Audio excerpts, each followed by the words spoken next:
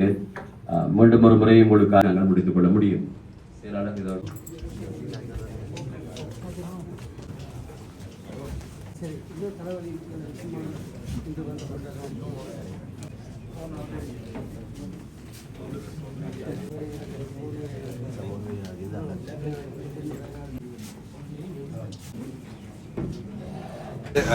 மண்முனை பற்று பிரதேச சபையினுடைய புதிய தவிசாளருக்கான தெரிவு கிழக்கு மாகாண உள்ளூராட்சி மன்ற ஆணையருடைய தலைமையில் நடைபெற்றது.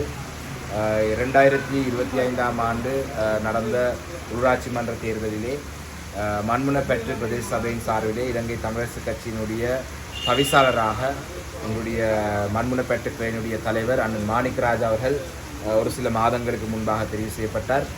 துரதிர்ஷ்டவசமாக அவர் எங்களை விட்டு இயற்கையின் காரணமாக பிரிந்து சென்றதுக்கு பிறகு அவர் மரணித்ததுக்கு பிறகு புதிய தவிசாருடைய தெரிவுக்கான ஒரு வெற்றிடம் வந்ததாக உள்ளூராட்சி மன்றங்களுடைய ஆணையாளர் அறிவித்தல் ஒன்று அறிவித்திருந்தார்.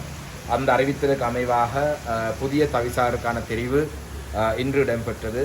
அந்த வகையிலே இன்று இலங்கை தமிழரசு கட்சியிலே மண்முனை பற்று பிரதேச சபையினுடைய துணை தவிசாளராக உதவி தவிசாளராக இருந்த திரு செந்தில் அவர்கள் ஏகமனதாக மண்முனை பற்றினுடைய தவிசாளராக இன்று தெரிவு செய்யப்பட்டிருக்கிறார்.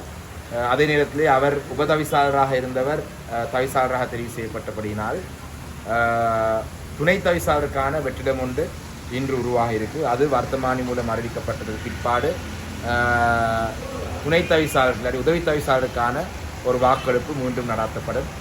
அந்த நேரத்தில் எங்களுடைய மண்முனை பற்று பிரதேச சபையை சேர்ந்த சகோதரர் முத்துக்குமார் அவர்களை இலங்கை தமிழரசு கட்சியின் சார்பிலே துணை தவிசாளராக நாங்கள் முன்மொழிகிறதுக்கு எல்லா இணக்கப்பாடுகளையும் எடுக்கப்பட்டிருக்கு. அந்த வகையிலே கிரான்குளம் பிரதேசத்தை சேர்ந்த செந்தில்குமார் அவர்கள் தவிசாளராகவும், ஆரையம்பதியை சேர்ந்த முத்துக்குமார் அவர்கள் துணை தவிசாளராகவும் எதிர்வரும் நாட்களிலே தெரிவு செய்யப்பட இருக்கிறார்கள். அந்த வகையிலே இந்த மண்முனை பற்று பிரதேச சபையிலே எல்லா கட்சிகளுடன் இணைந்து எல்லா சமூகங்களோடு இணைந்து சிறப்பாக இந்த மண்முனை பற்று பிரதேச சபையை ஒரு பலமான ஒரு பிரதேசமாக மாற்றுவதற்கு இலங்கை தமிழரசு கட்சியினுடைய தெரிவு செய்யப்பட்டிருக்கும் தவிசாளர் மற்றும் ஏனைய உறுப்பினர்கள் செயல்படுவார்கள்.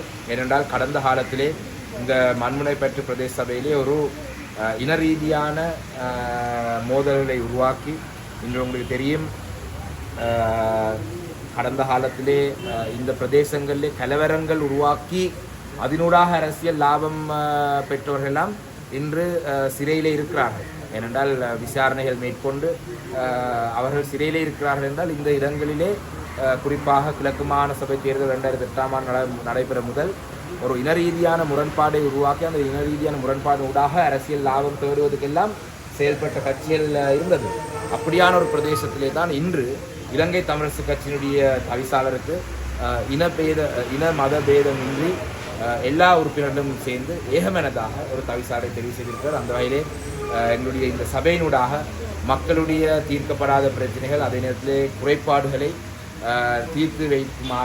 தீர்த்து வைப்பதற்காக எங்களுடைய இந்த சபையில் இருக்கிற தலைவர் இணைய உறுப்பினர்கள் செயல்படுவார்கள் என்று தெரியும்.